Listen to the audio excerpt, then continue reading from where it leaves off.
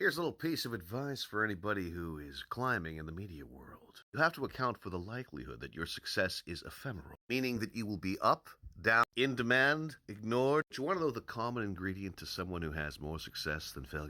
Loyalty. Loyalty. Because it's never about you. You will develop an audience, and among that audience will be fellow artistic practitioners. Among these practitioners will be people who will look up to you. And if you're like me and you try to be friendly, well, you can't have a friendship of any kind unless you make it a level playing field. And as this practitioner cultivates more confidence, there will come a point, if he has any kind of ego whatsoever, when he will think himself better than you. Even though while you have artistic standards that you are trying to adhere to, the important thing here is to have a connection. Do not create a tally. Do not succumb to your ego in which you say, oh, I'm better than that guy. Therefore, I can drop that guy. Let's say that some popular media type has a major setback. You know the old saying, when you're down and out, you know who your real friends are. Well, when your friends are on the rise and they are cultivating hubris, you will also know who your real friends are. So be careful out there, especially if one of your videos goes viral. Because if you're a relatively innocuous TikToker, say someone who has 5K followers or under, if that number gets boosted very high, you're going to see more of these